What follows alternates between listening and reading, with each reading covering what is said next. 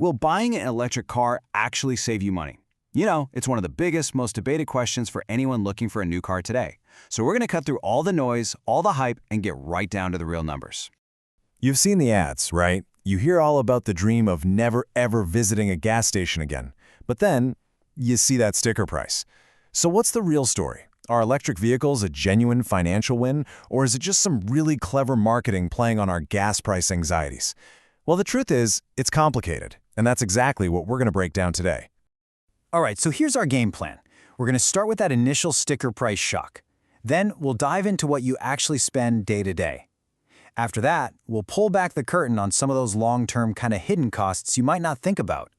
We'll bring it all together for the 5-year bottom line, and then finally, we'll help you figure out if an EV is the right financial move for you. Okay, first things first. Let's talk about that big number you see right there on the window sticker. For a lot of folks, this initial investment is, without a doubt, the biggest hurdle to even considering an electric car. So let's put some numbers to it. If we use a super popular car like the Tesla Model Y as our example, you're looking at a starting price around $45,000. Now, a similar gas-powered SUV, that often comes in a little lower, say around $40,000.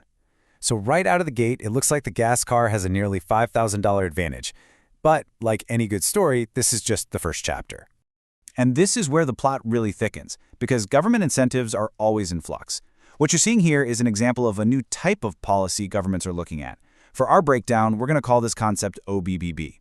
The basic idea is to shift the incentive away from a direct credit when you buy to a tax deduction on your auto loan interest over time. A policy like this, letting you deduct up to 10 grand in interest, would be a huge game changer for anyone financing their car. It's definitely a key factor to keep an eye on.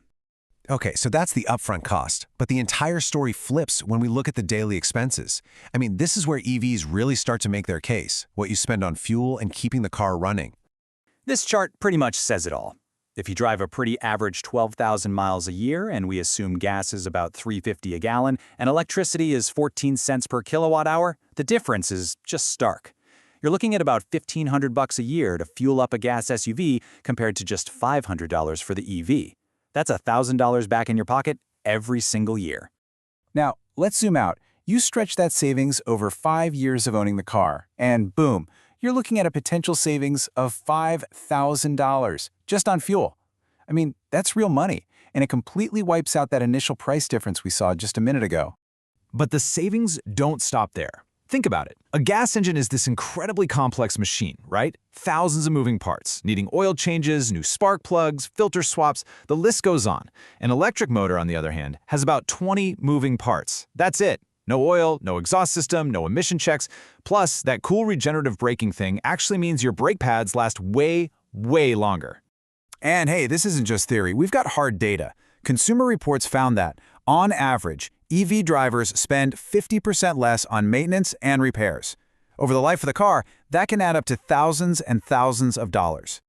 Okay, so far the EV is looking like a runaway winner, right? But to be fair, to be realistic, we have to look at the less obvious, long-term costs that can totally change the math. And the first big one is depreciation. You have probably seen scary headlines just like this one. It's a really common fear that your shiny, expensive new EV is going to lose its value way faster than a regular car. And you know, some of the early data did suggest that certain models could see a pretty steep drop as the technology got better. But, and this is a huge but, here's the critical counterpoint.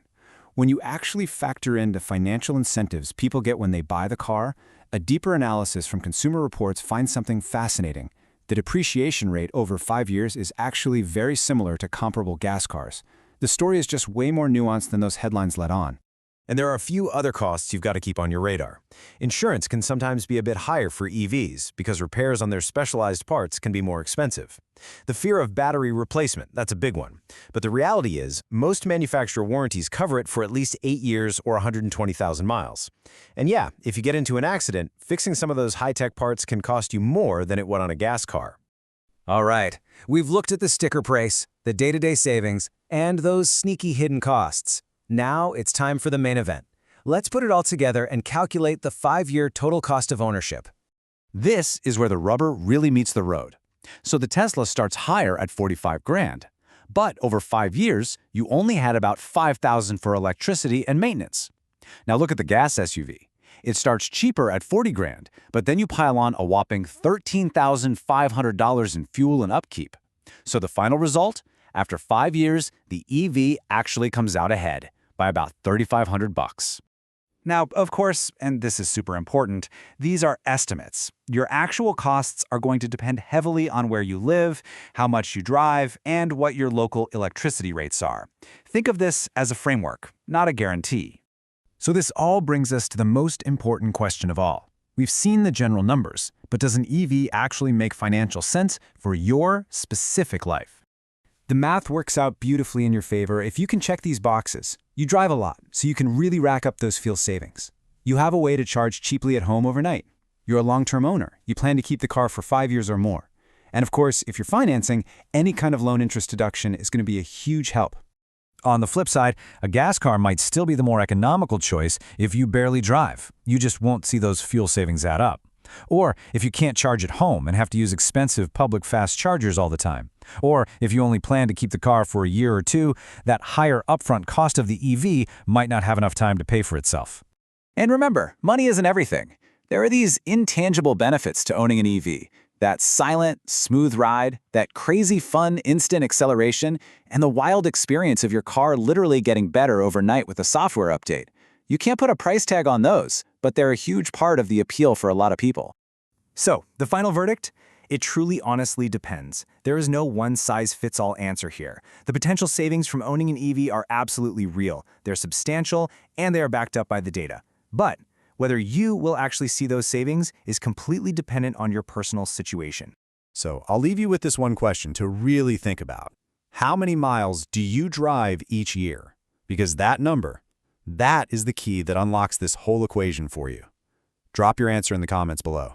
I'd be really fascinated to see what kind of drivers we have watching. Thanks for joining me for this breakdown.